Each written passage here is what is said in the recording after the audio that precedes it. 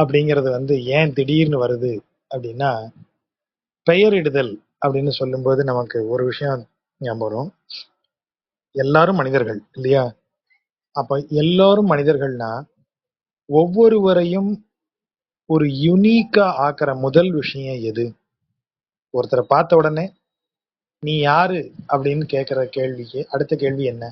நீ யாருங்கிறதுக்கு நம்ம என்ன பதில் எதிர்பார்ப்போம்? இன்ட்ரடியூஸ் யுவர் செல்ஃப் அப்படின்னு சொன்னா முதல்ல எதுல இருந்து ஆரம்பிப்போம்? என்னுடைய பெயர் அப்படின்னு ஆரம்பிப்போம். பெயர் தான் முதலில் ஒரு ஜீவாத்மாவுக்கு இடப்படுகிற அடையாளம். அது பிறக்கும்போது அது குழந்தை. எல்லாமே பிறக்கும்போது குழந்தை தான். எந்த குழந்தையும் பெயர் கொண்டு பிறப்பதில்லை. எல்லாம் பிறக்கும்போது குழந்தை. அப்புறம் உயிர் போன பிறகு அதுக்கு வேற ஒரு பேர். திருமந்திரத்துல அந்த பாட்டு உண்டு. இதுலயே நாடும் நகரும் அறிய மானிட பேரிட்டுங்கிற பாட்டு வருது இல்லையா? அது கிட்டத்தட்ட திருமந்திரத்துல இருக்கிற அந்த பாட்டுக்கு ஒத்து வரக்கூடிய பாட்டு. ஊரெல்லாம் கூடி ஒலிக்க அழுதிட்டு பேரினை நீக்கி பிணமென்று பேரிட்டு. இறந்து போன உடனே அது வரைக்கும் அதுக்கு என்ன பேர் இருந்ததோ அது கிடையாது. இனிமே அது பிணம் தான். எப்ப எடுப்பாங்க? வீட்டுக்கு கொண்டு வந்துட்டாங்களா? பாடி எப்ப எடுப்பாங்க? இப்படிதான் கேட்கிறோம். அது வரைக்கும் அவரு மிஸ்டர் ரவிக்குமாரா இருப்பாரு, கிருஷ்ணகுமாரா இருப்பாரு, பெரியப்பாவா இருப்பாரு, சித்தப்பாவா இருப்பாரு, தாத்தாவா இருப்பாரு. ஆனா இறந்த உடனே அது பாடி ஆயிருது. அப்ப பேர் நீங்கிருது. எப்ப பேர் வருது? பிறந்தவுடன் பெயர் ஒரு அடையாளமாக கொடுக்கப்படுகிறது. இறந்தவுடன் அந்த பெயர் அடையாளம் நீங்கி விடுகிறது. அப்ப உயிரோட இந்த பூமியில இருக்கிற வரைக்கும் நமக்கு அது ஒரு அடையாளமாக இருக்கிறது. ஆனா இந்த முதன்மை அடையாளம் தான் உங்களை தனி ஒரு யூனிட்டாக மாத்துற விஷயம். யுனிக்கா அவங்கள மாத்துற விஷயம். பேரே இல்லாம இருந்தா அவங்க எல்லாம் ஒரு குழுவா தான் திரிவாங்க. அவங்களுக்கு நான் வேற தனித்தனிங்கிற எண்ணம் வராது. மிருகங்கள் எப்போதும் ஒரு பேக்கா தெரியறதுக்கு காரணம் என்ன? அதுங்களுக்குள்ள இருக்கிற ஒரே விஷயம், அதுகளுக்கு பெயர் கிடையாது. அப்ப பெயர்ங்கிறது தான் தான் என்கிற உணர்வை முதல்ல உருவாக்குற அடையாளம். தான்ங்கிற அடையாளமே அதுதான். நீ யாரு அப்படின்னு யாரையாவது கேளுங்க, அவன் முதல்ல எந்திரிச்சு தான் பேரை தான் சொல்லுவான். நீ யார் சார்? என் பேர் என்னது சார், நான் இங்க இருந்து வரேன், அப்படிதான் ஆரம்பிப்பாங்க. பெயர் என்பதே ஒரு முதன்மையான அடையாளம். அதுதான் ஒருவனை தான் என்கிற உணர்வுக்கு உட்படுத்துவது. அப்ப அந்த தான்கிற உணர்வை ஒருத்தனுக்கு கொடுக்கக்கூடிய பெயர் என்ன பெயராக இருக்க வேண்டும்? அந்த பெயர் வழியாக அவன் எப்படி நினைவு கூறப்பட வேண்டும் அப்படின்னு ஒரு இடம் வருது. அதை தான் இந்த இடத்துல அவரு சொல்றாரு. இப்ப எதுக்கு பேர் வைக்கிறீங்க? ஒரு குழந்தைக்கு பேர் வைக்கிறோம். எதுக்கு வைக்கிறோம்? முதல் விஷயம் அடையாளம். அந்த குழந்தைக்கு ஒரு தனித்த அடையாளத்தை உருவாக்குவதற்காக பெயரை இடுகிறோம். சரி, அந்த அடையாளத்தின் வழியாக அந்த குழந்தை எப்படி இருக்கணும்னு நினைக்கிறோம். அப்ப எல்லாருமே அந்த குழந்தைக்கு வசதி வாய்ப்புகள், இப்ப ஏற்கனவே நீங்க எல்லாம் சொன்னதுதான். அந்த குழந்தை நல்லா படிக்கணும், வேலைக்கு போகணும், சம்பாதிக்கணும், செல்வ செழிப்பா இருக்கணும், இப்படி எல்லாம் நம்ம யோசிக்கிறோம். இப்ப அதே மாதிரி மாணவர்களை யோசிக்கும் போது என்ன சொல்றாங்க அப்படின்னா, இந்த பாட்டினுடைய ஒவ்வொரு பாட்டிலையும் கடைசி வரல தம் அன்னை நரகம் புகாள்னு சொல்லும்போது அவன் கிருத்திகா சொன்னது ரொம்ப சரியான பொருள். விஸ்வ யோனி அப்படின்னா அந்த உலகம் சொல்லப்படுகிறது. இந்த உலகமே ஒரு கருப்பை தான். இந்த கருப்பையிலிருந்து உயிர்கள் ஜனித்த வண்ணம் உள்ளன. இந்த உலகம், இந்த உலகமே விஸ்வ யோனி. இந்த விஸ்வமே ஒரு பிறப்பு உறுப்பு. இந்த உலகமே இதிலிருந்து எல்லாம் உருவாகி வந்துகிட்டே இருக்கு அப்படின்னு நம்ம சொல்றோம். அப்போ இந்த இந்த பிறப்பு ஒரு சைக்கிள். பிறந்து இறந்து பிறந்து இறந்து, சங்கரர் சொல்ற மாதிரி புனரப்பி ஜனனம் புனரப்பி மரணம். அப்படியே ஒரு சைக்கிள், அது மீள மீள நிகழுது அப்படின்னு சொல்றாங்க. அப்ப இந்த பிறப்பும் இறப்புமான சைக்கிள் எங்கிருந்து துவங்குகிறது? இந்த யோனியிலிருந்து துவங்குகிறது. அப்ப அந்த யோனி ஸ்வர்க்கத்திற்கு போகும், நரகத்திற்கு போகாது. நரகம்ங்கிறது என்ன? மீள மீள பிறப்பை உருவாக்குவது நரகம். எது சொர்க்கம்? பிறப்பு இல்லாத நிலை, பிறவா நிலை சொர்க்கம். அப்ப இங்க அதுதான் சொல்லப்படுவது. தம்மன்னை நரகம் புகாள். அப்ப நீ உனக்கு அந்த வழி மூடிடும், சீல். இனி நீ அந்த வழியில வரமாட்ட, அவ்வளவுதான். நீ இனிமே அந்த சைக்கிள்குள்ள போக மாட்ட அப்படின்னு சொல்றது. அப்ப அதுதான் இங்க ஒவ்வொரு இடத்துலயும் சொல்லப்படுவது. முதல் பாட்டுல அவர் சொல்ற மாதிரி காசும் கரை உடை கூரைக்கும், நல்ல கரை, நல்ல பட்டு கரை, நல்ல ஜரிகை போட்ட புடவை, வேஷ்டி, கூரைங்கிறது ரெண்டுக்குமே, வேஷ்டிக்கும் கூரைன்னு பேரு தான், புடவைக்கும் கூரைன்னு பேர் தான். அப்ப பணமும் கரை உடை கூரை, நல்ல ஜரிகை போட்ட வேட்டி அல்லது புடவைக்கும், அங்கு ஓர் கற்றைக்கும், கற்றைனா இந்த நெல்லு தானியங்களை கட்டி வச்சிருப்பாங்க இல்லையா, ஒரு கட்டு, அந்த கட்டு தான் ஒரு கற்றை அப்படின்னு சொல்றது. இப்ப பணத்தையே நம்ம என்ன சொல்றோம், கத்த கத்தையா பணம் வச்சிருக்காங்க, அந்த கத்தைங்கிறது கற்றையினுடைய மறு, கற்றை என்பது கத்தைன்னு மருவி இருக்கு. ஸோ கற்றை கற்றையாக அதாவது தானியங்கள் அவன் கொடுக்குறான், அவன் கொடுக்குற ஒரு பிடி தானியத்திற்கும், அவன் கொடுக்குற ஜரிகை போட்ட ட்ரெஸ்ஸுக்கும், அவன் கொடுக்குற காசுக்கும் ஆசைப்பட்டு, இது அதாவது இதெல்லாம் அந்த மாயை கொடுக்கிறது. இப்படி இந்த உலக வாழ்க்கைக்கு கொடுக்கப்படுகிற எல்லாவற்றுக்கும் ஆசைப்பட்டு அவத்த பேரிடும் ஆதர்கள். ஆதர் அப்படின்னு சொன்னா இரண்டு பொருள் உண்டு. ஒன்று அறிவில்லாதவர், அதாவது அறிவு இல்லாதவர். இன்னொரு பொருள் குருடர்கள். ஆதருக்கு இன்னொரு பொருள் கண்ணில்லாதவர்கள், பார்வையற்றவர்கள்ங்கிற பொருள் உண்டு. அப்ப இவங்க என்ன சொல்றாங்க, அறிவின்றி குருடானவர்கள், அறிவு குருடானவர்கள் அப்படிங்கிற பொருள்ல சொல்றாரு. அறிவு குருடாகி நீங்க ஒரு பேர் வைக்கிறீங்க. என்ன பேர் வைக்கிறீங்க? அவத்த பெயர். அவத்தனா என்ன? இது வடமொழி சொல்ல தமிழ் மொழி ஆக்கியிருக்காங்க. அபத்த, அபத்தம் நம்ம சொல்றோம் இல்லையா, அது வடமொழி. அபத்தம் அப்படின்னா பத்த அப்படின்னா லாஜிக்காக இருக்கக்கூடிய, பொருந்தக்கூடிய, அதாவது சரியாக இருக்கக்கூடிய, தி ரைட் ஒன் அப்படின்னா அது பத்திய. அபத்த அப்படின்னா பொருந்தாத, கொஞ்சம் கூட லாஜிக்கே இல்லாத அப்படின்னு அர்த்தம். அப்படி இல்லை, அபத்த பெயர்களா, எதை கேட்கவே எரிச்சலா இருக்கக்கூடிய மாதிரி மொக்க மொக்க பெயர்களா வைக்கிறீங்க. உண்மையிலே இந்த இதை நான் யோசிச்சுட்டே இருக்கேன். நீங்க ஒரு நாளைக்கு போகும்போது, ரோட்ல போகும்போது முன்னாடி போற ஆட்டோவுக்கு பின்னாடி எழுதியிருக்கிற பெயர்களையும், கார்கள்ல பேர் எழுதியிருக்கிற பெயரையும் எல்லாம் பாத்தீங்கன்னா திகிலா இருக்கு. இப்ப திடீர் இங்க ஒரு ஸ்வீட்டு கடை பேர் வாமிகா அப்படின்னு பார்த்தேன். இது ஸ்வீட்டு கடைன்னு வச்சிருக்கேன், அப்புறம் ஏன்டா வாமிகான்னு பேர் வைக்கிறது, ஒரு மாதிரி வாமிட்டு ஞாபகப்படுத்துற மாதிரி இருக்கு. கேட்டா என்னெல்லாமோ எங்கெல்லாமோ பேர் எப்படி இல்லாமோ கண்டுபிடிச்சு ஏல இருக்கணும், பி நடுவுல வரணும், லாஸ்ட் எழுத்து எஸ்ல முடியணும், இப்படி கண்டிஷனோட எல்லாம் திடீர்னு போன் பண்ணி வேற கேட்பாங்க. நீ தான் ரொம்ப தமிழ் படிச்சிருக்கல, இந்த கண்டிஷன்ல ஒரு பேர் சொல்லு. நீ கேட்கறது எல்லாமே இந்த மருந்து மாத்திரைக்கு பேர் வைக்கிற மாதிரி தாண்டா வைக்க முடியும், இப்படி எல்லாம் நீ கேட்கிற உச்சரிப்புக்கெல்லாம் ஒரு பெயர் வராதுன்னு சொன்னா அவங்களுக்கு அது புரியறது இல்லை. ஏதோ விசித்திரமான பெயர்கள் எல்லாம் நிக்ஸ்டிதா அல்ல நிக்ஸ்னிதா அப்படின்னு ஒரு பேர் வச்சிருக்காங்க. போன வாரம் என்னுடைய கசினுக்கு, அவன் கல்யாணம் பண்ண, அவன் மச்சினன், என் கசின் கல்யாணம் பண்ண மச்சினனுக்கு ஒரு பெண் குழந்தை பிறந்திருக்கு. நிஸ்னிதா அப்படின்னு ஒரு பேர் வச்சிருக்காங்க. இது என்னன்னு எனக்கு தெரியல. என்ன கேட்டா ஏதோ காம்பினேஷன் எல்லாம் சொல்றாங்க. இந்த பேரை கேட்கும் போதே உங்களுக்கு எப்படி இருக்கு? அதுதான் அந்த அபத்த பெயர். அந்த பெயருக்கு எந்த பொருளும் கிடையாது. நிஸ்னிதாலாம் என்ன பேர், ஒரு மாதிரி வித்தியாசமா இருக்கு. சரி, நம்ம இது காலம். அப்ப இதே மாதிரி ரெண்டு பேர் எங்கேயாவது வச்சிருந்திருப்பாங்க. இதை கேட்டு பெரியாழ்வார் டென்ஷன் ஆயிருக்காரு. அப்படி பாட்டு தான் இதெல்லாம். கேசவன் பேரிட்டு நீங்கள் தேனித்து இருமினோம். அந்த தேனித்துங்கிற வார்த்தை வேற எங்க தெரிந்தாலும் கிடைக்கல. தேனித்து அப்படின்னா அந்த அந்த பெயரை நீங்க சொல்றீங்க இல்லையா, கேசவன் பெயரை இடுங்க குழந்தைக்கு. இட்டதுக்கு பிறகு நீங்க என்ன செய்வீங்க, அந்த குழந்தைய ஒரு நாளைக்கு ஒரு ஒரு 50 தடவையாவது அந்த குழந்தைய கூப்பிடுவீங்க இல்லையா? என்ன பேர் சொல்லி கூப்பிட போறீங்க? கேசவன் பேர் சொல்லி கூப்பிட போறீங்க. அப்ப அந்த பேரை சொல்லி சொல்லி சொல்லி தேன் அருந்திய வாய் எப்படி இனிக்குமோ அப்படி இருக்குமா. அதான் தேனித்து. எவ்வளவு ரெண்டு வேர்டத்துக்கு உள்ள போட்டிருக்காரு. வாய் இனிக்க நீ இருப்ப, அந்த பேரை சொல்லி சொல்லி உனக்கு வாய் இனிக்கும் அப்படிங்கிறத அவர் தேனித்து இருமினே அப்படின்னா, தேனித்துன்னு அந்த இடத்துல என்ன பொருள் கொடுக்குறாங்கன்னா இனிமையாக அப்படின்னு ஒரு பொருளை கொடுக்குறாங்க. ஆனா உண்மையில அது அந்த தேனித்துங்கிற வார்த்தைக்கு என்ன பொருளா இருக்க முடியும்? தேன் போல, அந்த வாயில தேன் ஊத்துனா எவ்வளவு சுவையா இருக்குமோ அப்படி இருக்குமா அவன் பேரை சொல்றதுக்கு. அத்தனை முறை அந்த பேரை, குழந்தைக்கு அந்த பேரை இட்டு கூப்பிட்டு பாருங்க. இப்ப நாயகன் நாரணன், நாரணன் தான் நாயகன் என்று புரியும் அப்படின்னு சொல்ற பாட்டு. அடுத்த பாட்டு பெண் குழந்தைகளுக்காக சொல்லப்படுகிற பாட்டு இது.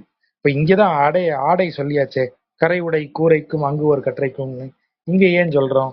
ஏன்னா அறைக்கு உடுப்பதன் ஆசையால், அங்கு ஒரு கூரை அறைக்கு உடுப்பதன் ஆசையால் மங்கிய மானிட சாதியின் பெயரிடும் மாதர்கள் செங்கன் நெடுமால் சீதரா என்று அழைத்தக்கால் நங்கைகாள், பெண்களை அணைத்து சொல்ற வார்த்தை.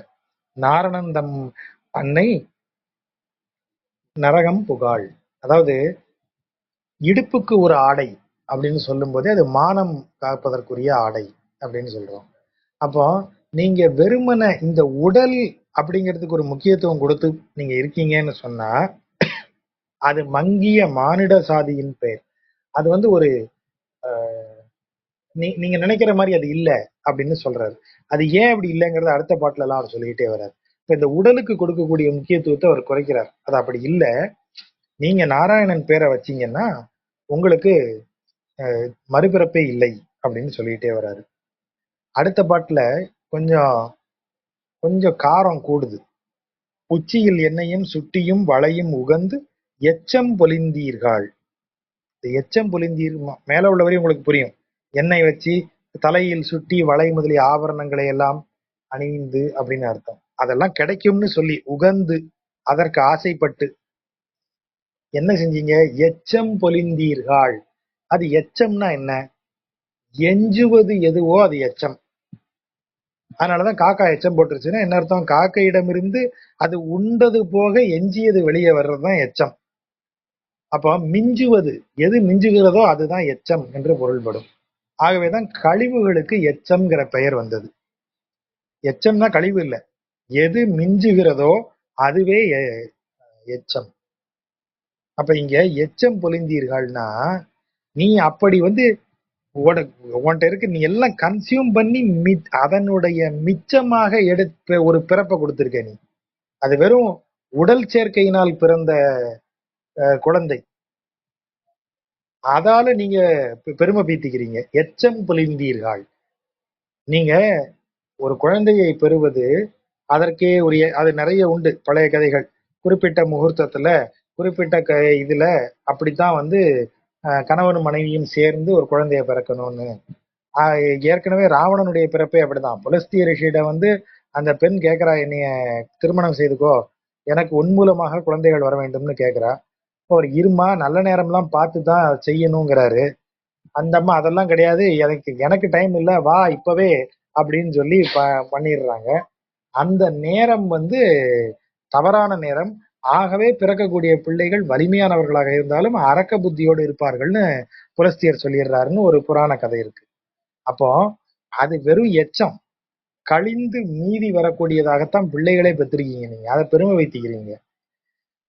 அப்படி நீங்க பெத்ததே ஒரு எச்சில் மாதிரி மிஞ்சினதை போய் பெத்து வச்சிருக்கீங்க. நீங்க பெத்து மிஞ்சினது அது.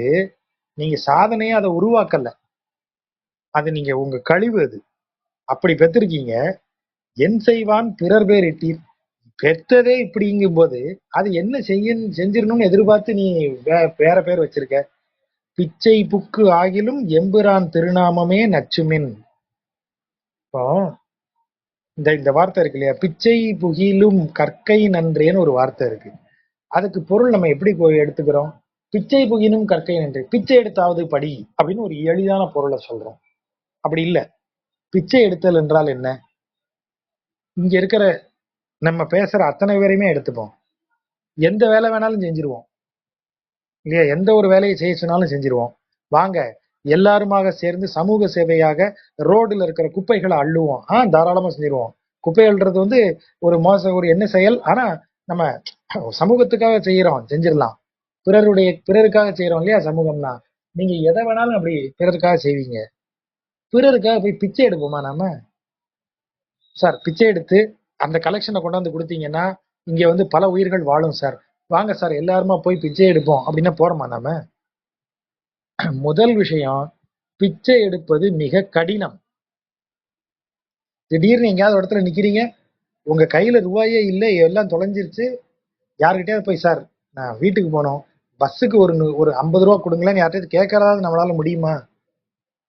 பிச்சை எடுப்பது தான்கிற அகந்தைய வந்து சுத்தமா ஒண்ணும் இல்லாம ஆக்கி தரமட்டமா அப்படி அழுத்தி வச்ச பிறகுதான் நீங்க ஒருத்தர்கிட்ட போய் கையை ஏந்தவே முடியும், கை நீட்டவே முடியும். தான்கிற உணர்வு ஒரு துளி இருக்கிற வரைக்கும் அவன் உங்களை அசிங்கமா பார்ப்பான், கேவலமா பார்ப்பான், போ அப்படின்னு சொல்லுவான். நல்லா தானே இருக்க, உழைச்சி சாப்பிட வேண்டியதானே, அப்படின்னு திட்டுவான். உனக்கெல்லாம் வேற வேலை இல்லையா வந்துட்டு அங்கிருந்து அப்படின்னு நம்மளை அவமானமா பேசுவான், அசிங்கமா பேசுவான். நீங்க கவனிச்சு பாருங்க, பிச்சை எடுக்கிறவங்கள நோக்கி நீங்க ஏதாவது அப்படி எல்லாம் பேசுனீங்கன்னா கூட அவங்க அதை கேரே பண்ண மாட்டாங்க. அந்த தான்கிற உணர்வே அவங்கள்ட்ட இல்லாம போயிடும். தான் காசு போட்டியா போடு ராஜா. அதே மாதிரி நீங்க நிறைய காசு போட்டீங்கன்னா அப்படியே சினிமால காமிக்கிற மாதிரி கால்ல விழுந்து கதறி அழுது, ஐயா நீயே தர்மம் அப்படிலாம் சொல்ல மாட்டாங்க. நீ 50 ரூபா போட்டா நல்லா இருப்பான்னு கூட ஒரு வார்த்தை சொல்லிட்டு திரும்ப அடுத்த ஆளை பார்த்து ஐயா அப்படின்னு கேட்க ஆரம்பிச்சிருவாங்க. நீங்க மறுநாள் போனீங்கன்னா ஞாபகம் வச்சு குட் மார்னிங் சார் நீங்க 50 ரூபா போட்டீங்கல்ல அப்படிலாம் கிடையாது. நீங்க ஒன்னும் போடாம 4 திட்டு திட்டினீங்கனாலும் அவங்க கூட அதை வாங்கிட்டு அடுத்த ஆள்கிட்ட கேட்க ஆரம்பிச்சிருவாங்க. நீங்க 100 ரூபா 200 ரூபா போட்டீங்கனாலும் அதையும் வாங்கி வச்சுட்டு அடுத்த ஆள்கிட்ட பிச்சை கேட்க ஆரம்பிச்சிருவாங்க.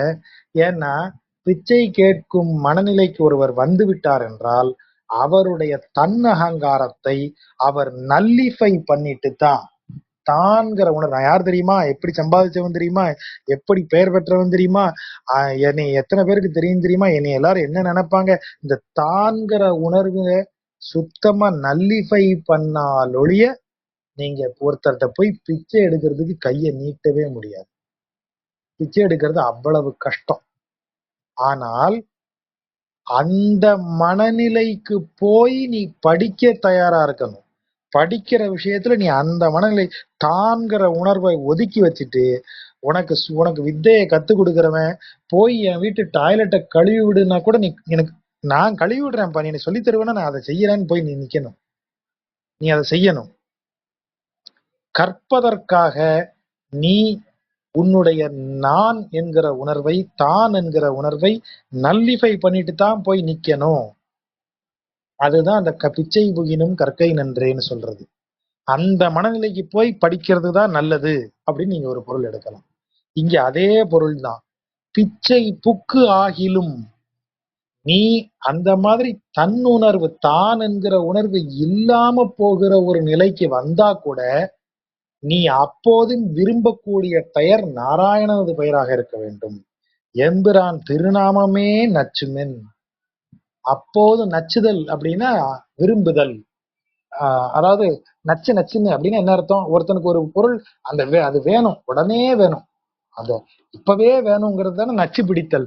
நான் நச்சு பிடிக்கிறான் அப்படின்னு நம்ம சொல்றோம் இல்லையா, அது தூய தமிழ் வார்த்தை. நச்சுதல் அப்படின்னா ஒன்றை வேண்டி விரும்புதல், உடனே அது வேண்டும், அதை தவிர மீறி எதன் மீதும் கவனம் செல்லாது அது ஒன்றே வேண்டும் என்கிற நோக்கோடு இருப்பதுக்கு பேர் தான் நச்சுதல் அப்படின்னு பேரு. அதனாலதான் அவளுக்கு அது வேணுமாம்பா, அந்த பொம்மை வேணும்னு அந்த நச்சு நச்சுன்னு அழுதுகிட்டே இருக்கான், என்னை நச்சுக்கிட்டே இருக்கான். நம்ம சொல்றோம் இல்லையா, அந்த குழந்தைக்கு அந்த பொம்மை தான் அப்ப முக்கியம், நீ வேற எது கொடுத்தாலும் நான் வாங்க மாட்டேன், எனக்கு அந்த பொம்மை தான் வேணும்.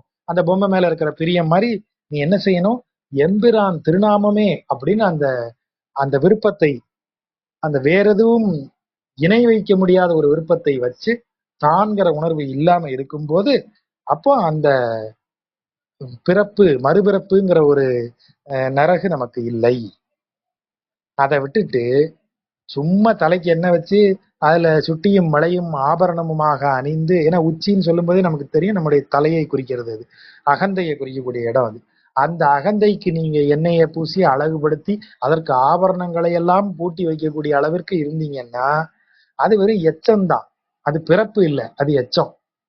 அது பிறக்கல, அது எச்சம்.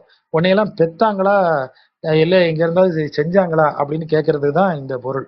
அதை ரொம்ப டீசெண்டா அப்பவே கேட்டிருக்காரு. மானிட ஜாதியில் தோன்றிற்று ஓர் மானிட ஜாதியை மானிட ஜாதியின் பெயரிட்டால் மறுமைக்கு இல்லை. இதையே அவர் இன்னும் கொஞ்சம் விளக்கமா சொல்லிட்டார். மனுஷ ஜாதியில பிறந்து அதாவது மனுஷ ஜாதியில் பிறந்த ஒரு மனுஷ ஜாதிக்கு அந்த மனுஷ ஜாதியின் பேரையே போட்டேன்னா அதுக்கு வேற அவ்வளவுதான், அதை ஒண்ணுமே பண்ண முடியாது. அதுக்கு எந்த இதுவும் கிடையாது, மாற்றும் கிடையாது. அப்போ மானுட ஜாதி எங்க இருக்கும், மண்ணில தான் கிடக்கும். மானுட ஜாதி மண்ணில் தான் இருக்கும். ஆகவே நீ அந்த மண்ணிலேயே கிடந்து உழன்று. அதனாலதான் இப்ப நம்ம முதல்ல மானுடன் பிறக்கும் போது சைவ சித்தாந்தத்துல என்ன சொல்றாங்க, பார்த்திக பரமாணுவாக அப்படின்னு சொல்றாங்க. அப்படி ஒரு அணுவாக தோன்றக்கூடிய ஜீவாத்மா அதற்கு பிறகு உருவத்தை கொண்டு உடலின் வடிவங்களை அடைந்து அதற்கு பிறகு அது வெளியில வருது. அப்ப அந்த பார்த்திவ பரமாணுங்கிறது தான் அந்த உணர்வு.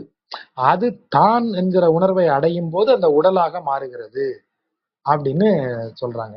அப்போ இந்த பார்த்திவங்கிறதுக்கு இன்னொரு பொருள் ஒண்ணு இருக்கு.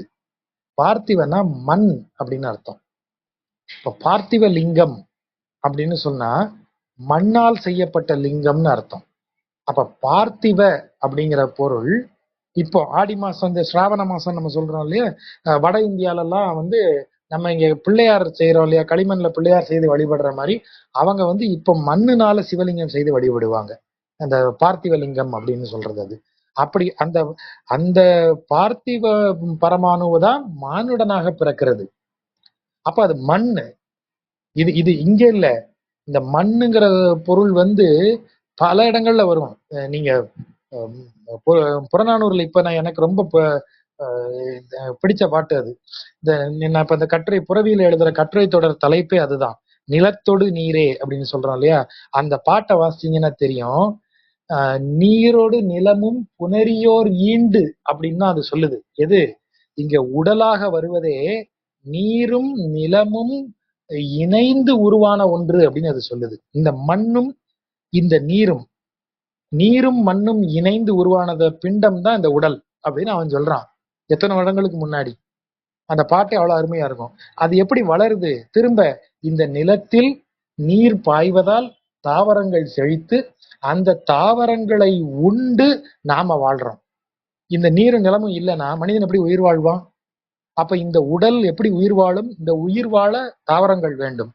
தாவரத்தின் உணவை தான் வேணும். இல்ல சார், நான் வந்து நான்வெஜ் சாப்பிடுறேன். நான்வெஜ் சாப்பிடுறதா இருந்தா அந்த மிருகங்கள் சாப்பிட்டு வளருவதற்கும், ஆடோ கோழியோ அது தின்னு வளர்வதற்கும் ஒரு தாவரம் இருக்கணும்ல.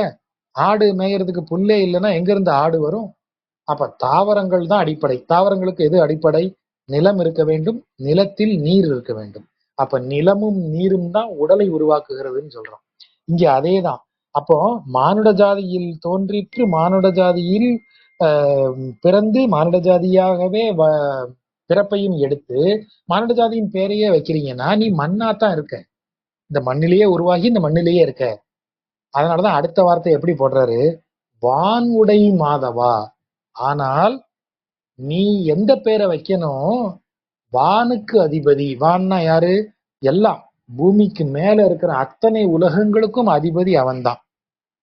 நீ இதற்கு மேல இருக்கக்கூடிய தேவர்கள் உலகமாகட்டும், பித்ருலோகமாகட்டும், தேவர்கள் உலகமாகட்டும், பிரம்மலோகமாகட்டும், அதுக்கு மேல இருக்கக்கூடிய வைகுண்டமாகட்டும், அத்தனைக்கும் உடையவன் மாதவன், நாராயணன். அவனை நீ வந்து கோவிந்தா என்னை காப்பவனேன்னு அழைத்தனா அப்போ உனக்கு பிரச்சனை இல்லை. நான் உடை நாராயணன், நம்மை உடைய நாராயணன் வந்து அவன் நம்மை காப்பான். அப்போ வெறும் மண்ணில் பிறந்து மண்ணில் மாயும் மனிதர்கள் பெயரை கொண்டு போய் அவனுக்கு போட்டனா அவனும் மண்ணு மாதிரியே தான் இருப்பான். இறைவனின் பெயரை இந்த மண்ணை விட்டு எழுந்து விண்ணில் இருக்கக்கூடிய அனைத்திற்கும் அதிபதியான அவன் பெயரை நீ போட்டனா அவன் உய்யக்கூடிய வழி அவனுக்கு கிடைக்கும். அடுத்த பாட்டு இன்னும் ஸ்ட்ராங்கா ஆக்குறார். மலமுடை ஊத்தையில் தோன்றிற்று ஓர் மல ஊத்தையை மலமுடை ஊத்தையில் பேரிட்டால். இதையே தான் முதல்ல டீசெண்டா சொன்னாரு. எவனோ ஒருத்தன் அதனால இப்ப என்னன்னு கேட்டிருக்கான். அதனால கடுப்பாயி அடுத்த பாட்டை இன்னும் கிளியராவே சொல்லிட்டார். மலமுடை ஊத்தையில். இந்த ஊத்தைங்கிற வார்த்தை தமிழ்நாட்டுல சித்தர்களால் மிகவும் பிரபலப்படுத்தப்பட்ட வார்த்தை. சித்தர் பாடல்கள் அத்தனையிலையும் அது உண்டு. ஊத்தை குழி ஊத்தை குழி ஊத்தை குழின்னு கிடந்து உருளுவாங்க. அவங்க வந்து சிவன் பெயரை சொன்னதை விட அதிகமாக இந்த ஊத்தக்குழியின் பேரை தான் அதிகமா சொல்லியிருக்காங்க. நமக்கு இந்த சித்தர்கள் மேல ஒரு கடுமையான ஒரு மேஜிக்கல் இதெல்லாம் பார்வையெல்லாம் நிறைய வச்சிருக்காங்க. நானுமே ஒரு காலத்துல அப்படி பயங்கரமா சித்தர்கள்லாம் ஏதோ பயங்கர மெஜிஷியன்ஸ்ங்கிற ரேஞ்சில எல்லாம் யோசிச்சிருக்கேன். அப்படி இல்லை, அவர்களும் ஒரு ஒரு தரப்பா தான் இருந்திருக்கிறாங்க, அவ்வளவுதான். அவங்க அதுல வந்து இந்த திரும்ப திரும்ப ஊத்தை குழி. அப்புறம் இதுக்கு விளக்கம் சொல்ற எல்லாருமே கடுமையான பெண் வெறுப்பாளர்களாக, பெண் உடல் வெறுப்பாளர்களாக இருக்கிறத பாக்குறேன். இன்னைக்கு கட்டுரை எழுதுறவங்க, இந்த புதுசா வரக்கூடிய இந்த பக்தி ஆசாமிகள், அவங்க எல்லாம் எழுதுற விளக்கங்கள் எல்லாமே இப்படித்தான் இருக்கு. திரும்ப திரும்ப வந்து ஊத்தை குழினாலே அது பெண் உறுப்பு அப்படிங்கிற ஒரு பொருளை எடுத்துக்கிட்டு அதை வந்து சாடி இருக்காங்க. அதுதான் வந்து நம்மை ஈர்க்கிறது. நம்மை ஈர்ப்பதா என்ன? நம்மை ஈர்க்கிறது ஆண்களை ஈர்க்கிறதா ஆகவே அதுக்குள்ள நம்ம போகக்கூடாது. இப்படி விளக்கங்களை நீங்க படிச்சுட்டே இருப்பீங்க பாருங்க. நீங்க சித்திர பாடல்களுக்குள்ள விளக்கத்துக்கு போனீங்கனாலே இதுதான் இருக்கும். ஆனா ஊத்தை குழிங்கிறதுக்கு சரியான பொருள் என்னன்னா, இந்த மொத்த உடலுமே ஊத்தை குழி. சரி, எது ஊத்தை? that which is perishable is ஊத்தை. எது அழியுமோ, எது அழுகி போகுமோ, எது நித்தியமாக இல்லாமல் தினப்படியே அழிவை நோக்கி போய்கொண்டே அப்படியே விட்டுட்டா என்ன ஆகும்? ஒரு பழத்தை எடுக்கிறீங்க, நல்லா இன்னைக்கு சாப்பிடுற மாதிரி பழுத்து இருக்கு, அழகா இருக்கு. அப்படியே அதை வச்சுக்கிட்டே இருந்தீங்கன்னா அது என்ன ஆயிரும்? அழுகி போயிடும். அப்போ ஒவ்வொரு நாளும் அது என்ன ஆகுது? அழுகிறத நோக்கி டீகம்போசிங் எவ்ரிடே இட் ஹேப்பன்ஸ் இல்லையா? ஒரு குறிப்பிட்ட ஸ்டேஜ் ஆஃப் டீகம்போஸ்ல அது அழகா இருக்கு பார்க்க. அவ்வளவுதான். அதுதான் மனித உடலுக்கும் பொருந்தும். மனித உடலும் ஒரு ஊத்தை, ஊத்தை சரீரம் அப்படிங்கிற வார்த்தை அவங்க பயன்படுத்துறாங்க. சில சித்தர் பாடல்கள்ல அவங்க அது தெளிவா சொல்லுவாங்க. ஊத்தை சரீரம், இந்த உடல் ஒரு perishable, it's a perishable one. அது அப்படியே கெட்டு போகக்கூடியது. விட்டனா அது வாட்ட கெட்டு போயிரும்பா. அதை நீ ப்ரிசர்வ் எல்லாம் பண்ண முடியாது. என்ன வச்சாலும் அது தன்னால கெட்டுத்தாயா போகும். அதுதான் பெரிஷபிள். அப்போ அந்த ஊத்தை குழின்னு எதை சொல்றோம்? அப்ப இப்படிப்பட்ட இந்த உடலுக்குள் நாம நான்கிற உணர்வு, அகந்தை, மும்மலங்கள், அதால் உருவான கற்பனைகள், கதைகள் அவ்வளவுத்தையும் உள்ளுக்குள்ள உள்ளுக்குள்ள உள்ளுக்குள்ள தூக்கி தூக்கி போட்டுக்கிறோம். வினைகள் அத்தனையும், கர்ம வினைகள் அத்தனையும் நாம எடுத்து எடுத்து இந்த உடம்புக்குள்ள போட்டுக்கிறோம். அதனாலதான் இதை ஊத்தை குழி என்று சொன்னது. இந்த குழிக்குள்ள எது குழியில் விழுகிறதோ அது தேங்கி விடும். தேங்கியது நாரும், தேங்கியது கெட்டு போயிடும். ஆகவேதான் இந்த வார்த்தையை திரும்ப திரும்ப பயன்படுத்துறாங்க. அப்ப மலம் உடை ஊத்தை. அப்ப இந்த உடல், பயனற்ற விதத்தில் அழியக்கூடிய இந்த உடல் மலம் என்று சொல்லப்படுகிற மாயையினால் உருவான எண்ணங்களால் நிரம்பி இருக்கிறது. அப்படி மாயையால் உருவான எண்ணங்களால் நிரம்பிய இந்த உடல், இரு உடல்கள் சேர்ந்து இன்னொரு அதே போன்ற இன்னொரு உடலை உருவாக்கி, அதற்கு இன்னொரு அதே போன்ற ஒரு உடலின் பெயரையும் போய் இட்டுட்டீங்கன்னா எங்க பிழைக்க வழி இருக்கு? மறுமைக்கு இல்லை. அதுல இருந்து தப்பிக்க வழியே இல்லை. அது என்ன சொல்றது, ஹோப்பே இல்லை, சான்ஸே இல்லை அப்படிங்கிற மாதிரி அதுக்கு பொருள். அப்ப நான் இங்க ஒரு வார்த்தை வருது பாருங்க, குலம் உடை கோவிந்தா கோவிந்தா என்று அழைத்தக்கால். அப்ப மலம் என்பது ஒரு குறை உள்ள ஒன்று, குலம் என்பது உயர்ந்த ஒன்று. அப்ப குலம் என்ன செய்யும்? மலம் தாழ்ந்தது, குலம் உயர்ந்தது. அப்ப குலம் உடை கோவிந்தா, அந்த அந்த உயர்ந்ததை உடைய கோவிந்தா கோவிந்தான்னு நீ கூப்பிட்டனா, நலமுடை நாராயணன், நலத்தை தரக்கூடிய நாராயணன், மலத்திலிருந்து நலத்திற்கு போயிடலாம். அப்போ அதுதான் அங்க இம்பார்ட்டன்ட். தான்கிறதனுடைய அடையாளமாக, இப்போ மனிதர்களுக்கு ஒரு தனி அடையாளம் இல்லையா? இருக்கக்கூடாது. அவர் எப்படி டிஃபரன்ஷியேட் பண்ணிக்கிறது? அதுதான் முக்கியம். நீ டிஃபரன்ஷியேட் பண்றதுக்கு ஒரு பேரை வச்சுக்க, ஆனா அந்த பேரு இறைவனது பெயரா இருந்தா தான் நீ இறைவனின் ஒரு அம்சம் அப்படிங்கிறது உன் நினைவுல இருந்துகிட்டே இருக்கும். நீ இறைவனையே வணங்கிட்டு இருக்கலாம். அதுதான் அதுல பேர்ல இருக்கிறது. ஜீவாத்மாவாகிய நீ பரமாத்மாவினுடைய ஒரு கூறாக இருக்கிறாயே தவிர, நீ தனித்து இயங்கக்கூடிய ஒரு தனித்த இயல்பு கொண்ட ஒருவர் அல்ல. நீ ஒரு தனித்த நிகழ்வே அல்ல. நீ ஒரு தனி கிடையாது. நீ இறைவனுடைய ஒரு கூறு தான். அவனுடைய சைதன்யத்தினுடைய ஒரு கூறு தான் நீ. ஆகவேதான் அவனுக்கு எத்தனை பேர் இருக்கு? 1000 பேர் உடையவன்னு சொல்றாங்க. அவனுக்கு எத்தனை பேர் வேணாலும் நீங்க வைக்கலாம். அத்தனை பேர்கள்ல இருந்து ஒன்ன நீ எடுத்து வச்சுக்கோ. அதனுடைய கூறு, அதனுடைய சைத்தன்யமாகத்தான் நீ இருப்ப. அவனுடைய ஒரு பரமாத்மாவினுடைய ஒரு கூறு தான் ஜீவாத்மாங்கிறத நினைவுபடுத்துவதற்குத்தான் நீ பரமாத்மாவின் பெயரை கொண்ட ஜீவாத்மாவாக இருக்கணும். அதுதான் என்னுடைய பொருள். அந்த பேருக்கு என்ன மரியாதை? நாடும் நகரும் அறிய மானிட பேரிட்டு. இப்ப இந்த நம்ம சொல்றோம் இல்லையா, ஊத்தை குழியெல்லாம் நீங்க பட்டினத்தார் பாடல் வாசிச்சீங்கன்னா தெரியும். திரும்ப திரும்ப ஒரு ஊத்தை குழின்னு சொல்லிக்கிட்டே இருப்பாரு. பாம்பாட்டி சித்தர் சொல்லும் போது ஊத்தை குழியிலேயே மண்ணை எடுத்தே அப்படிதான் அவர் சொல்லுவாரு. நம்ம சொன்னோம் இல்லையா, அந்த பார்த்திவ பரமானது மண்ணால் செய்யப்பட்டதுன்னு.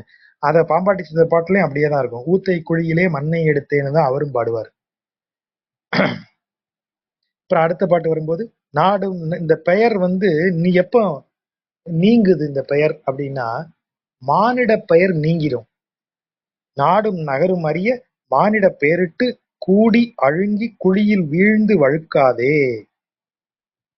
மானிட பெயர் மறைந்து விடும். ஸ்ரீனிவாசன் ஒருத்தர் இருந்தார், இப்ப ராஜகோபாலன் ஒருத்தர் இருக்கார். எவ்வளவு நாள் இருப்பார்? ஒரு நாள் இல்லாமல் ஆவார். அப்ப ராஜகோபாலன் என்கிற மானுட பெயருடைய ஒருவன் மறைந்து போவான். ஆனால் இந்த ராஜகோபாலன்கிற பெயர் மறையுமா? அது மறையாது. அது என்னை நினைவுபடுத்துற பெயரா நிக்குமா? நிக்காது. அது வந்து ஒரு பசுக்களை மேய்க்கக்கூடிய ஒருவன் அரசன் போல இருக்கக்கூடிய தோற்றத்துல இருக்கான் அப்படின்னு அவனுக்கு போட்ட பேர் அது. கிருஷ்ணனுக்கு போட்ட பேர். அவன் மாடு மேய்க்கிற மாதிரியா இருக்கான் அவன். அந்த பாட்டு ஒண்ணு அருணா சாயிராம், அது அருணாச்சல கவிராயர் பாட்டுன்னு நினைக்கிறேன், சரியா ஞாபகம் இல்ல. அவன் உட்கார்ந்து இருக்கிற பாறை வந்து நாச்சியார் எழுதின பாட்டும் அப்படி ஒண்ணு உண்டு. அவன் உட்கார்ந்து இருக்கிற பாறையே சிம்மாசனம் மாதிரி இருக்கு. அவன் கையில வச்சிருக்கிற புல்லாங்குழலே செங்கோல் மாதிரி இருக்கு. அவன் தலையில் அணிந்திருக்கக்கூடிய மயில் பீலியே அரசர்களுக்கு விட சிறந்த மணிமுடியாக இருக்கிறது. ஆஹ் அவன் இது ஆமா, அவனுடைய கையில இருக்கிற அந்த வளைகோல், இந்த மாடுகளை மேய்க்கிறதுக்கான கோல் செங்கோல் போல இருக்கிறது. அவன் நண்பர்களோட பேசுறது, நண்பர்கள் அவனை சுத்தி உட்கார்ந்து இருக்கிறது மந்திரிகள் எல்லாம் அமர்ந்திருக்கக்கூடிய அவை போல இருக்கிறது. இப்படி எல்லாம் அந்த பாட்டு வரும். அவன் ஒரு மன்னன் மாதிரி இருக்கிற கோபாலன். அவன் அதான் ராஜகோபாலன்ங்கிற பேரை வச்சாங்க. அப்ப என்னுடைய பெயர் இல்ல அது. அப்போ அப்படி இருக்கக்கூடிய ஒரு அம்சம் உடைய ஒரு தெய்வம் இருக்கு. அந்த தெய்வத்தின் அம்சத்தில் ஒன்றை சொல்லக்கூடிய, அதை நினைவுபடுத்தக்கூடிய ஒன்றை நான் எனக்கு அடையாளமா வச்சுக்கிட்டேன். அப்ப என்னுடைய அடையாளம் என்ன? அந்த பரம்பொருளினுடைய ஒரு அம்சத்தின் ஒரு கூறு என்னுடைய அடையாளம். அப்ப என் அடையாளம் வழியா நீங்க அந்த அம்சத்தின் வழியாக அப்படியே நேரம் அவன்கிட்ட போயிடலாம். அப்படித்தான் அந்த பெயர் இருக்க முடியும். ஆகவேதான் இங்க அந்த அப்ப நீங்க அப்படி ஒரு மானிட பெயரை இட்டீங்கன்னா, கூடி அழுங்கி, அழுங்கினா மங்கி, மங்கினா என்ன அர்த்தம்? 4 நாளைக்கு உன் பேரை, இப்ப ராஜகோபாலன் ஒருத்தன் இருந்தான், திடீர்னு நாளைக்கே ராஜகோபாலன் இல்ல, எல்லாரும் என்ன பண்ணுவீங்க? இதே இடத்துல எல்லாரும் மெசேஜ் போட்டு அவர் வந்து இப்படி எல்லாம் பேசினார், நன்றாக இருந்தது, ராத்திரி 11 மணி வரைக்கும் தூங்க விடாம தொல்லை பண்ணினார்லாம் டக்குன்னு ஒரு மெசேஜ் போட்டு அப்படியாக்கும் இப்படியாக்கும்னு சொல்லலாம். எவ்வளவு நாளைக்கு பேசுவீங்க? 1 வாரம், 10 நாள், அப்புறம் அது மங்க ஆரம்பிச்சிடும் அந்த பெயர். எல்லாருக்கும் அதுதான் ரூல், அனைவருக்கும் அவ்வளவுதான் ரூல். மானுடர் அவ்வளவு பேரும் மறைந்தா அவர் பெயர் மங்கிக்கிட்டே வரும். அப்படி மங்கக்கூடிய பெயருக்கு முக்கியத்துவம் கொடுக்கக்கூடிய ஒரு குழியில போய் நீ வீழாதே. சாடு இர பாய்ந்த தலைவா, சாடு இர, அந்த சகடாசுரனை வதைத்த தலைவனே, தாமோதரா என்று நாடுமின். யார நாடணும்? நாரணனை நாடணும். அப்போ அவனுக்கு நரகம் வராது. ஏன் இந்த இடத்துல சாடு இர பாய்ந்தவன்? வண்டி அப்படிங்கிறது வந்து ஒரு கட்டப்பட்ட ஒன்று. அந்த வண்டி கட்டி இருக்கிறத பார்த்தோன்னே நம்ம நினைப்போம் எவ்வளவு பிரமாதமா அந்த வண்டி கட்டப்பட்டு இருக்கிறது அப்படின்னு. ஆனா அந்த வண்டி உடைந்து விழும்படியாக வண்டி ஓடிக்கொண்டே இருக்கக்கூடியது. அப்போ அந்த ஓடிக்கொண்டே இருக்கக்கூடிய ஒன்று, நம்ம என்ன நினைப்போம்? அதுல உட்கார்ந்து இருக்கும் போது எல்லாம் கரெக்டா இருக்கு, கரெக்டா போயிருவோம் நம்ம நினைப்போம். ஆனா அது அப்படி இல்லை. அந்த சாடை உடைக்கக்கூடியவன் அவன் தான். எல்லாம் சரியா இருக்கு, எல்லாமே கரெக்டா தான் போகுதுன்னு நம்ம நினைப்போம். அப்படி இல்லை அப்படிங்கறத ஆக்கக்கூடிய தலைவன் அவன். ஆகவேதான் அவனை வணங்க வேண்டும் அப்படின்னு சொல்றது. இதே பாட்டை வேற மாதிரி பாடுறாரு. மண்ணில் பிறந்து மண்ணாகும் மானிடர் பெயரிட்டு. அதை எவ்வளவு நேரம் பார்த்தோம் இல்லையா? அங்கு எண்ணம் ஒன்று இன்றி இருக்கும் ஏழை மனுஷர்கள். அப்படியே ஒரு சாதாரண வாட அந்த மனுஷர் அப்படிங்கிற வார உள்ள பயன்படுத்துறாரு. எண்ணம் ஒன்று இன்றி இருக்கும், அதாவது வெறும் மண்ணா பிறந்து மண்ணிலேயே போறவங்க அதை பத்தியே நினைச்சிட்டு இருக்கீங்க. அதை தாண்டி வேற ஒரு நல்ல எண்ணம், இறைவனை சேர வேண்டும் என்கிற நல்ல எண்ணம் ஒன்று இல்லாமல் இருக்கும் ஏழை. இந்த இடத்துல ஏழை யாரு? பணம் இல்லாதவன் அல்ல ஏழை. எண்ணம் ஒன்று இன்றி இருப்பது ஏழை. எந்த எண்ணம் இல்லாமல் இருப்பவன் ஏழை? இறைவனது எண்ணம் இல்லாமல் இருப்பவன் ஏழை. இங்க அவன் எவ்வளவு பெரிய செல்வந்தனாக இருந்தாலும் எண்ணம் ஒன்று இன்றி இருக்கும் ஏழை. அப்படின்னு அந்த வார்த்தை வருது. அப்ப கண்ணுக்கு இனிய கருமுகில் வண்ணன் நாமமே நன்னுமின். நன்னுமின்னா விரும்புங்கள். இப்ப கண்ணுக்கு இனிய கருமுகில் வண்ணன். இப்ப நமக்கு அந்த வார்த்தையை பாருங்க. இப்ப கண்ணனை நீங்க நேர்ல பார்க்கலாமா? கருமுகில சொல்றாரு. கண்ணுக்கு இனிமையானது கருமுகில். ஏனென்றால் அது மழை பொழியக்கூடியது, செழிப்பை தரக்கூடியது. அந்த கருமுகிலாகிய அந்த நிறத்தை கொண்ட கண்ணனை நீங்கள் நினைத்துக் கொள்ளுங்கள். நம்பி பிம்பி என்று நாட்டு மானிட பெயரிட்டால் நேரடியா திட்டுறாரு. சும்மா இந்த இடத்துக்கு இவர் தானே இதுக்கு முன்னாடி வரைக்கும் நம்பி நம்பின்னு இவனை பாராட்டிட்டு இருந்தாரு. இந்த இடத்துக்கு வந்து என்ன ஒரு ஒரு பேக் அடிக்கிறாரு. நம்பி பிம்பின்னு எல்லாம் பேர் வைக்காதீங்க. நம்ம ஏற்கனவே சொன்னோம் இல்லையா, நம்பி என்றா புருஷர்களில் சிறந்தவன் பேர். புருஷர்களில் சிறந்தவன் இறைவன் நீங்க நினைக்காம இவனுக்கு அந்த பேர் வச்சா இவனும் அப்படி ஆயிடுவான்ல. இப்ப திடீர்னு யோசிச்சு பாருங்க, நாளைக்கே என் பேரை நான் ரஜினிகாந்த் அப்படின்னு மாத்தி வச்சுக்கிட்டேன்னு வைங்க, ஜெயிலருக்கு அப்புறம் நான் வந்து இது போலீஸ் இன்ஸ்பெக்டர்னு ஒரு படம் நடிச்சு அது இந்த மாதிரி ஓடிடுமா? அப்படி எதுவும் நடக்க போறது இல்லை. அப்ப அதுக்காக நீங்க நம்பி பிம்பின்லாம் பேரை வச்சுக்கிட்டு தெரியாதீங்க. அப்படி சொன்னீங்கன்னா அந்த 4 நாள் கூட அந்த பேர் பெருமை தாங்காது அப்படின்னு ஒரு வார்த்தையை சொல்றாங்க. செம்பெருந்தாமரை கண்ணன் பேரிட்டு அழைத்தக்கால் நம்பிகாள் நாரணன் தம் அன்னை நரகம்புகாள். இப்ப அதே நம்பிகால திரும்ப போடுறாரு பாருங்க. இந்த இடத்துல நம்பிகாள் யாரு? நம்பி பிம்பின்னு பேர் வைக்காத அப்படின்னு சொன்ன அவரு இங்க என்ன சொல்றாரு? நம்பிகாள் அப்படின்னா செந்தாமரை கண்ணனின் பெயரையிட்டு அழைக்கக்கூடிய சிறந்தவர்களே, உங்களுக்கு நரகம் இல்லை, பிறப்பு இல்லை அப்படிங்கிற பொருள். ஊத்தை குழியில் அமுதம் பாய்வது போல் உங்கள் மூத்திர பிள்ளையை, மூத்திர பிள்ளைனா மூத்திரம் செல்லும் வழி இல்லாத அந்த பிள்ளையும் வந்தது, ஆகவே அது மூத்திர பிள்ளை. ஊத்தை குழியில் அமுதம் பாய்வது போல், ஊத்தை குழினா இந்த உடல், இந்த உடலே அழுகக்கூடிய உடல்ல அதில் என்றைக்கும் ஒரு ஜீவித்திருக்கக்கூடிய நித்திய ஜீவத்தை தரக்கூடிய அமுதம் பாய்வது போல அவனுடைய பெயர் வந்து விளங்கும் அப்படின்னு சொல்றது. அந்த பெயரை கொடுத்தா என்ன நடக்கும்? அவன் இறைவனோடு கோத்து குழைத்து, இறைவனோடு சேர்ந்து, இறைவனோடு இயைந்து, குணாலை கூத்து அப்படின்னு சொல்லக்கூடியது. ஏற்கனவே இந்த அம்மா நாச்சியார் பாடியிருக்கு, குணாலை கூத்து ஆடுதல். அப்படி குணாலை கூத்துனா அவனை சுற்றி நின்று இந்த கைகளை கோர்த்து கொண்டு ஆடக்கூடிய ஆட்டம், அதான் குணாலை கூத்து. அப்படி ஆடக்கூடிய ஆட்டத்தை அவங்க ஆடுவாங்க. அதுதான் இந்த இவங்க கோபியர்கள் கண்ணனை சுற்றி இருந்து ஆடும் ஆட்டம் குணாலை ஆட்டம். அந்த இவங்க எல்லாரும் கைகளை கோர்த்து ஆயர் சிறுவர்கள் அவனை சுற்றி ஆடும் ஆட்டத்திற்கு பேர் குணாலை ஆட்டம். அப்ப அந்த மாதிரி ஆடக்கூடிய ஆட்டம், அவனை சுத்தி ஆடிட்டே இருப்பாங்கன்னு என்ன அர்த்தம்? அவங்க வந்து நாராயணனுக்கு அணுக்கர்களாக இருப்பார்கள். அப்ப இந்த ஜீவாத்மா அந்த பரமாத்மாவினுடைய கைங்கரியத்திற்கு சேவைக்கு சென்று விடும், வைகுண்டத்தை அடையும். அப்படி போறதுதான் இந்த சரீரத்துக்கு அமுதம் பாய்வது போல அது இருக்கக்கூடியது அவனுடைய பெயர். அதனாலதான் அந்த பெயரை நாத்தகு நாராயணன், நாவினால் சொல்லத்தக்க பெயராகிய நாராயணன். அந்த பெயரை நீங்க சொல்ல சொல்ல உங்களுக்கு இந்த ஊத்தை குழியில் அமுதம் பாய்வது போல் அது இருக்கும் அப்படின்னு சொல்றது. இப்ப அந்த யோக மரபுல சகசிராதாரத்திலிருந்து அப்படியே ஒரு அமுத இது வந்து உள்நாக்கில் சொட்டும் அப்படின்னு சொல்றது வந்து அது ஒரு உருவகம். அது எங்க இருந்து ஆரம்பிச்சாங்க அப்படின்னா, தேங்காய் பாலுண்டு மலை மேல் இருப்பவர்களுக்கு மாங்காய் பால் எதுக்கடியா, அந்த அதாவது மாங்காய் பால் உண்டு மலை மேல் இருப்பவருக்கு தேங்காய் பால் எதுக்கடின்னு குதம்பை சித்தர் ஒரு பாட்டு பாடினார். அது ஒரு குறியீட்டான பாட்டு. மாங்காய் பால் உண்டு மலை மேல் இருப்பவர்கள் அவங்க மாங்காயை குடிச்சிட்டு மலை மேல போய் உட்காந்தாங்கிற அர்த்தம் இல்லை. அவர்கள் வேறொன்றை உணர்ந்து வேறொன்றில் அமர்ந்திருப்பவர்களுக்கு நீ சாதாரணமான ஒன்றை கொண்டு போய் கொடுக்கறதுல எந்த பொருளும் இல்லைங்கிறதா அது சொல்ல வந்தது. உடனே இதற்கு வந்து சித்தர் பாடல்கள்ல பயங்கரமான விஷயங்கள் இருக்கு அப்படின்னு திடீர்னு ஒரு குரூப் ஆரம்பிச்சாங்க. நீங்க நம்பவே மாட்டீங்க. 1870 கரெக்டா சொல்றதா இருந்தா அச்சு எந்திரங்கள் எல்லாம் கண்டுபிடிக்கப்பட்டு அச்சு பதிப்பாக தமிழ் வெளிவரத் தொடங்கிய பிறகுதான் சித்தர் மரபு என்கிற ஒன்றே உருவாகி வருது பொது தரப்புக்கு, பொதுவெளிக்கு. அது வரைக்கும் அவங்க பரதேசி, சந்நியாசி, துறவி, ஆண்டி இந்த பெயர்களோடு இவங்க ஒவ்வொரு இடத்துலயும் ஒடுங்கி இருந்தாங்க. இவர்களை ஒரு மரபாக ஆக்கி அப்புறம் திடீர்னு கம்யூனிஸ்ட் கட்சிக்காரங்க 1970களில் களமிறங்கினாங்க.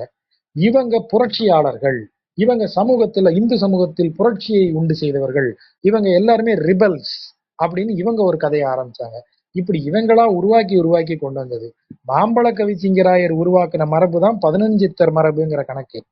அது வரைக்கும் இந்த சித்தருக்கு வந்து இந்த 18 பேரு, இந்த மரபு, அப்புறம் போகருக்கு இவர் சித்தர், அவருக்கு இவர் சிஷ்யர், இவருக்கு அவர் சிஷ்யர், இப்படி இந்த சிஷ்ய மரபு கொண்டு வந்ததெல்லாம் ரொம்ப பின்னாடி புக்கில் எழுதணுங்கும் போது நிறைய எழுதுனாங்க. அப்புறம் சித்தர் மரபு மேல வந்து ஒரு அவங்க ரசவாதம் தெரிந்தவர்கள், அது தெரிஞ்சவங்க, இது தெரிஞ்சவங்க, பயங்கர அவங்க வந்து ஒரு விஸ்டம் உள்ளவங்க. நேத்திக்கு கம்பராமாயணம் பேசும்போது அந்த வார்த்தையை சொன்ன வித்யாதரர்கள்னு சொன்னாங்க இல்லையா, அந்த விஸ்டம் சீக்கர்ஸ் தான் சித்தர்களாக சொல்லலாம் நாம. அந்த வித்தை தெரிஞ்சவங்க அவங்க, அதுல உள்ளவங்க அவங்க, அப்படியாக உள்ளதைத்தான் இப்படிலாம் மாத்துனாங்க. அப்ப அதுல வந்து அமிர்தம் அப்படிங்கிறது என்னன்னா, உங்கள் சிந்தனையில் உருவான ஒன்று, அந்த கருத்து உங்கள் சொல்லாக வெளிப்படுவது, அதைத்தான் இப்படி சொல்றாங்க. இப்போ புத்தர் ஞானம் அடைந்தார். புத்தர் வந்து போதை மரத்தடியில அமர்ந்து ஞானம் அடைந்தார். அவரது மூளைய வச்சுக்கோங்க. அவர் மூளைக்குள்ள ஒரு விஷயம் புலப்படுது. இது இல்லையா, இந்த ஆசைப்படுவதனாலதானே இவ்வளவு துன்பங்கள். ஏன் உலகத்துல இத்தனை துன்பங்கள்? இன்னும் வாழணும்னு ஆசை இருக்கிறவனுக்கு மரணம் துன்பம். இன்னும் சாப்பிடணும் அப்படிங்கிற ஆசை இருக்கிறவனுக்கு உணவு துன்பம். இப்படி ஒவ்வொருவருக்கும் அந்த விளைவு இருக்க இருக்க அதுதான் துன்பத்திற்கு காரணம்னு அவருக்கு கிளிக் ஆகுது. அதுதான் அவருக்கு சகசிராதாரம் திறக்கிற இடம். அதற்கு பிறகு அவர் என்ன செய்கிறார் யோசிங்க. ஞானம் அடைந்த பிறகு அவர் என்ன செய்யறாரு? அப்படியே ஞானத்திலே இருந்துட வேண்டியது தானே? இல்ல, ஞானம் அடைந்த அவ்வளவு பேர் என்ன செய்யறாங்க? திரும்பி வந்து மக்களை பார்த்து என்ன தாங்கள் அடைந்தோங்கிறத சொல்ல முயற்சி பண்றாங்க. அப்ப அதுதான் அமுதம் போல பிறருக்கு வந்து கிடைக்கிறது. அவர்களது சொல்லாக அது வருகிறது. அதுதான் வந்து நாவுல சொட்டி அமுதம் அவங்களுக்கு கிடைக்கும். அதையே சாப்பிட்டுட்டு அவங்க அப்படியே இருப்பாங்க. அவங்க வேற எதையுமே சாப்பிட மாட்டாங்க. காற்றை புசிப்பாங்க. அது அவங்க சகசிராதாரத்துல போய் அப்படியே ஒரு துளி அமிர்த தாரையாக மாறி அவங்க உள்நாக்குல சொட்டும். அதை குடிச்சிட்டு அவங்க அப்படியே இருப்பாங்க. அப்படியே இருந்துடலாமே. ஏன் எல்லா சித்தர்களும் சமாதி ஆனாங்க? ஏன் ஜீவ சமாதி ஆகுறாங்க? அது ஒரு இயல்பு. ஏன்னா ஊத்தை பாண்டம் அப்படித்தானே சொல்றாரு இவரே பட்டினத்தாரு. ஊத்தை சரீரம், அப்படித்தான் நம்ம உடல். Perishable, the body is perishable. அதுக்கான லிமிட் அது. அந்த லிமிட்டுக்குள்ள நீங்க எதுவும் பண்ணிக்க முடியாது. You can keep your body under control. அவ்வளவுதான், அவ்வளவுதான் செய்ய முடியும். பெரிய பெரிய ஞானியர்னு சொல்ல அவ்வளவு பேருமே நகர முடியாம, காஞ்சி பெரியவர் கடைசி காலத்துல எப்படி இருந்தார்? அவரை ஒரு 2 பேர் தூக்கி கொண்டுதான் வைக்கணும். மற்றபடி அவர் ஒரு பொம்மை மாதிரி அப்படியே இருந்துட்டார். இவர் எப்படி இருந்தாரு? யோகிராம் சுரத்குமார் பல மாயங்களை செய்ததாக சொல்லப்படுபவர், அவரும் அப்படிதான் இருந்தார். பூண்டி மகான் ஆத்து மணலுக்குள்ள புதஞ்சு கிடந்தவரை எடுக்கிறாங்க. அவர் ஜீவசமாதிக்கு போய் பாருங்க, நல்லா இருக்கும். அங்க நல்ல அனுபவமா இருக்கும் அது போறது. இது திருவண்ணாமலை பக்கத்துல. அவருக்கும் கடைசி காலத்துல இப்படித்தான் அவரை 4 பேர் தூக்கி வச்சும்படியா தான் இருந்தாங்க. Body is perishable. அதை உணராதவர்கள் கிடையாது அவங்க. அப்ப அதன் மேல வந்து அந்த குறியீடுகள் வந்து நமக்கு சொல்லுவது வேற ஒண்ணு. ஆனா அதன் வழியாக நம்ம ஆட்கள் அதுல வேற ஒரு இவங்களுடைய குறியீடெல்லாம் அதுல ஏத்தி சித்தர்களை 18 சித்தர்களுக்கு நட்சத்திரங்கள் எல்லாம் போட்டு, அந்த நட்சத்திரங்களின் அடிப்படையில ஜாதகங்கள் எல்லாம் கணிச்சு அவங்களுக்கு அந்த ஜாதகத்தின் அடிப்படையில எது மாறும்போது இது மாறும்னு எல்லாம் கொண்டு வந்து நாம வந்து ரொம்ப அதீதமா போயிட்டு இருக்கோம் சில பக்தி விவகாரங்கள்ல. என்னுடைய கருத்து அது. அப்போ இந்த யோக மரபுல அது ரொம்ப அதிகம். இப்போ யோக மரபுன்னு சொல்லிட்டு எல்லாருமே தியானத்துக்குள்ள வந்து அது சில இதை நம்ம சொல்றோம். இந்த தியானத்துல நீங்க பாத்தீங்கன்னா தெரியும், எதை தியானிக்க வேண்டும் அப்படிங்கிறது இருக்கு. யோகத்துக்கு மைய நூலே, யோகத்திற்கு அடிப்படையான நூலே பதஞ்சலி யோக சூத்திரம். யோகம்ங்கிறது நமக்கு 6 வகையான தரிசனங்கள்ல நமக்கு அது ஒண்ணு, சத்தரிசனங்கள்ல ஒண்ணு. அதுல நீங்க படிச்சீங்கனாலே அது நிரீஸ்வரம் தான். 2 இடத்துலதான் ஈஸ்வரங்கிற வேர்டை பயன்படுத்துறாங்க. மற்றபடி அதுல தெய்வம்ங்கிற வார்த்தையே கிடையாது. யோக மரபுல தெய்வம்ங்கிற வார்த்தையே கிடையாது. அது நிரீஸ்வர தத்துவமாகத்தான் முதல்ல சொல்லப்பட்டது. ரொம்ப பின்னாடிதான் அதுல ஈஸ்வர தத்துவம் கொஞ்சமாக சேர்த்துக்கிட்டாங்க.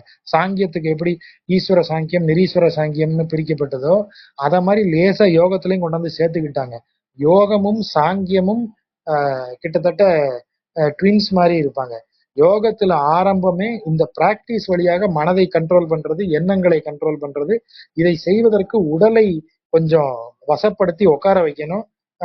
ரொம்ப நேரம் ஒரே இடத்துல உட்காந்து ஜெபிச்சா உடம்புக்கு ஒத்து வராது. ஆக உடம்பு அதுக்கு பழக்கணும். அதுக்கு தான் ஆசனா. அதான் யோகா ஆசனான்னு சொல்றது. இப்ப ஆசனா செய்வதன் வழியாக நிறைய பேர் முக்தி அடைகிறதுக்கு போயிடுறாங்க. இந்த மாதிரியான கேளிக்கை விளையாட்டுகள்லாம் நிறைய ஆரம்பிச்சிருச்சு. ஆனா உண்மையில அடிப்படையில இது ஒவ்வொன்றுமே அனுபவித்து அந்த அனுபவத்தின் அடிப்படையில நீங்க ஒன்றை கண்டடைந்து ஒரு பிராக்டிஸ்க்குள்ள போய் அதை இன்னொருத்தருக்கு சொல்றது. அதனாலதான் ஊத்தை குழியில் அமுதம் பாய்வது போல்ங்கிற வார்த்தை வரும்போது நம்ம கவனிக்க வேண்டிய இடம், இந்த பெரிஷபிள் பாடியில இருந்து ஒரு எட்டர்னலான விஷயம். இந்த பெரிஷபிள்னா என்ன? கெட்டு போகக்கூடிய, அழுகி போகக்கூடிய, வீணாகக்கூடிய ஒன்றிலிருந்து என்றைக்கும் நிலைத்திருக்கக்கூடிய ஒன்றை நோக்கி, நிலைத்த ஒன்றை நோக்கி எனது கான்சியஸ் போகணும், என்னுடைய கவனம் போகணும். அதுதான் இந்த இடத்துல அது பொருள். அப்ப அப்படி ஒரு மூத்திர பிள்ளையை முகில்வண்ணன் பெயரிட்டு அப்படின்னா நாமளே தான் மூத்திர பிள்ளை. நாம மட்டும் எங்க இருந்து வந்தோம்? எல்லாரும் மூத்திர பிள்ளைன்னு சொன்னா இறைவனின் பெயரால் அதை அழைத்து அதன் வழியாக நீங்க இறைவனோடு உங்களை இணைத்து கொண்டு, கோத்து குழைத்து, இறைவனோடு இயைந்து அவனை சுற்றி நீ அதன் மகிழ்ச்சியில் நடனமாடிக்கொண்டு அப்படியே இருந்தீங்கன்னாலே உங்களுக்கு எந்த இடத்துலயும் நீங்க நரகம் போக மாட்டீங்க அப்படின்னு அவர் சொல்றாரு. சீரணிமால் திருநாமமே இடத்தேற்றிய வீரணி தொல்புகழ் விட்டு சித்தன் விரித்த சொல் ஓரணி ஒன்தமிழ் ஒன்பதோடு ஒன்றும். அதாவது இங்க என்ன சொல்றாருன்னா, ஓர் ஒன் ஒன், இந்த மூணும் வரக்கூடியது. ஓர் அணி, ஒரு அழகிய மாலையை போல இந்த பாடல்களை, ஒன் தமிழ், அழகிய தமிழால், ஒன்பதோடு ஒன்றும், 9 பாடல்களிலும் 10ஆவதாக ஒன்று அதனுடைய பலஸ்ருதி. அதை சொல்பவர்கள் என்ன அடைவார்கள்னு சொல்லக்கூடியது. ஆகவே 9ஓடு ஒன்றும் அப்படின்னு சொல்றது. அத கிருத்திகா சொல்லும் போது 9 வாசல்களுக்கும் உரியதா சொன்னாங்க. அது ரொம்ப சுவாரஸ்யமான பார்வை. இது 9ஓடு ஒன்றும் வல்லவர் பேரணி. பேரணினா பேர் அப்படின்னா பெரிய, அணி அழகிய, பெரிய அழகிய வைகுந்தத்தில் என்றும் பேணி இருப்பரை. பேணி அப்படின்னா பேணப்பட்டுங்கிற பொருள் அல்ல. இறைவனில் அங்க நித்தியசூரிகளுக்கு வேலை என்ன? வைகுந்தத்துல இறைவனுக்குரிய சேவையை செய்து கொண்டு அங்க இருப்பது. அங்க இறைவனுக்கு என்னென்ன இருக்கோ, என்னென்ன வேலைகள் இருக்கோ அதை அத்தனை நித்தியசூரிகள் தான் செய்வாங்க. இறைவனுக்கு சேவை செய்வதுதான் அங்க இருக்கிற பெரிய ஆனந்தமான விஷயம். இவங்க அங்க போய் உட்காந்து அந்த மாதிரி பேணிக்கொண்டு அந்த காரியங்களை செய்து கொண்டு அங்கே இருப்பார்கள் அப்படின்னு சொல்லிடுறாங்க. ஆகவே ஒரு ஒரு ஒரு ஜீவாத்மா மானுட உருவெடுத்து வரும்போது அதற்கு தான் என்கிற உணர்வை உருவாக்கி எப்போதும் நிலைத்து இருக்கக்கூடிய அளவுல அந்த அடையாளமாக இடப்படுவதுதான் பெயர். அந்த பெயரை மானுடத்திற்குரிய பெயராக இல்லாமல் பரமாத்மாவினுடைய ஒரு அம்சமாக, ஒரு கூரை நமக்கு நினைவுபடுத்தும் விதமாக இறைவனின் பெயரையே இட்டு இருந்தால் அதன் வழியாக இறைவனை எப்போதும் மறவாமல் நினைத்து நாம் நமது பிறப்பு எனக்கூடிய ஒரு நரகிலிருந்து விடுபடலாம் அப்படிங்கிற ஒரு ஐடியால இந்த 10 பாட்டு எழுதினதாக என்னுடைய பொருள். நண்பர்கள் தான் கேட்கலாம். நன்றி. நன்றி. ஜாஜாவினுடைய உரை வழக்கம் போல அப்படியே ஆற்றொழுக்கு மாதிரி இருந்தது. நிறைய அனுபவங்கள், அந்த ஒரு சில சொல்லாடல்களுக்கு நீங்க சொல்ற பாதைகள் எல்லாமே ரொம்ப அற்புதமா இருந்தது. இதுல இந்த பிச்சை அப்படிங்கிற வார்த்தை அவர் எனக்கு முன்னாடி பேசினவரும் சொன்னாரு. நீங்க சொல்லும் போதும் நான் அதை யோசிச்சேன். ஆனா இடையில வர்றதுக்கு மனசு இல்லாதனால அமைதியா இருந்துட்டேன். நீங்களே ஜாஜா உடைய உரையில யோகிராம் சரத்குமாரையும் சொன்னதுனால மிகப்பெரிய ஒற்றுமை அந்த 2 வார்த்தைக்கும் உண்டு. ஏன்னா அவர் தன்னை ஒரு பிச்சைக்காரன் அப்படின்னு தான் சொல்லிட்டார் யோகிராம் சரத்குமார். அது தாண்டி அவருடைய வாழ்க்கையை மாற்றி அமைத்த ஒரு சொல் இந்த பிச்சை அப்படிங்கிற ஒரு சொல். அவர் பாப்பா ராமதாஸ் கிட்ட கீழே போறாரு. பாப்பா ராமதாஸ் தான் எல்லாமே அப்படின்னு இருக்கிறாரு. அந்த ஆனந்த ஆசிரமத்துல இருக்கும் பொழுது அவர் தன்னுடைய குழந்தைகளையும் மனைவியையும் அழைச்சிட்டு ஆனந்த ஆசிரமத்துக்கு போயிடுறாரு. அப்போ ஆனந்த ஆசிரமத்துல இவருக்கு அவ்வளவு பெரிய வரவேற்பு இல்லை. இரண்டாவது, ஒரு பெரிய ஆலமரத்தின் கீழே இன்னொரு ஆலமரம் வர முடியாது. அதனால பாப்பா ராமதாஸ் வந்து அவரை விலக்க நினைக்கிறாரு. ஏன்னா இவர் ஆலமரமாக தழைக்க வேண்டியவர் அப்படிங்கிறதுனால. அதனால அவர் என்ன சொல்றாருன்னா, அவரை வெளியில போ அப்படிங்கிற ஆனந்த ஆசிரம வாசிகள் சொல்லும் பொழுது பாப்பா ராமதாஸ் வந்து அமைதியா இருக்கிறாரு. உடனே இவர் வந்து ரொம்ப வருத்தப்பட்டு, நீங்க எல்லாம் சொல்றீங்க, எங்க அப்பா சொல்லட்டும் அப்படின்னு சொல்லிட்டு பப்பா முன்னாடி போய் நின்னு கேக்குறாரு. Papa what should I two அப்படின்னு கேக்குறாரு. அப்போ பப்பா ராமதாஸ் வந்து யோகிராம் சரத்குமாரை பார்த்து சொல்றாரு. இவருக்கு சொல்றாரு, நான் என் குழந்தைகளோடு என் பிள்ளைகளோடு நான் இங்க உன்னை நம்பி வந்துட்டேன். Papa what should I two அப்படின்னு கேக்குறாரு. அப்போ பப்பா ராமதாஸ் வந்து ரொம்ப பவர்ஃபுல்லான ஒரு வார்த்தையை சொல்றாரு. என்ன சொல்றாருன்னா, கோ அண்ட் பேக் அப்படின்னு சொல்றாரு. உடனே யோகிராம் சரத்குமார் வந்து ஒரு வார்த்தை கேக்குறாரு. அமைய பெகர். இந்த இது வந்து பப்பா ராமதாசனுடைய வாழ்க்கையினுடைய சரித்திரத்திலயும் இருக்கு, யோகிராம் சரத்குமாரோட சரித்திரத்திலயும் இருக்கு. அமைய பெகர் அப்படின்னு கேக்குறாரு. அதோட அவருடைய அந்த அந்த திறப்பு நிகழ்ந்துடுச்சு அவருக்கு. அப்போ உண்மையிலேயே அது அது வரைக்கும் பீகார் வரைக்கும் அவருடைய பிள்ளைகளை கொண்டு போய் விட்டுட்டு வந்தது வந்து பெக் பண்ணி தான் அவர் கொண்டு போய் விட்டுட்டு வந்தாருன்னு சொல்லுவாங்க அவரை அறிந்தவர்கள். ஆஹ் அப்போ அந்த இடத்துல அவர் பிச்சைக்காரனாக மாறிவிட்டார். அப்போ அந்த ஜாஜா சொல்லும் போது எனக்கு வந்து அதற்கு பிறகுதான் நீங்க அவரை பத்தி மென்ஷன் பண்ண போறீங்க. ஆனா நீங்க வந்து அந்த பிச்சையை பத்தி பேசும்போது எனக்கு அவர்தான் முன்னாடி வந்து நின்னார். சோ அப்பேற்பட்ட ஒரு தரிசனத்தை தரக்கூடிய ஒரு வார்த்தை வந்து பிச்சை அப்படிங்கிற ஒரு வார்த்தை. ரொம்ப ரொம்ப அற்புதமான வார்த்தை. அதை நீங்க சொன்ன விதமும் ஆண்ட விதமும் கூட ஆஹ் இத்தகைய ஒரு உணர்வை தந்ததாக இருந்தது. மிக்க நன்றி ஜாதா. நன்றி நன்றி.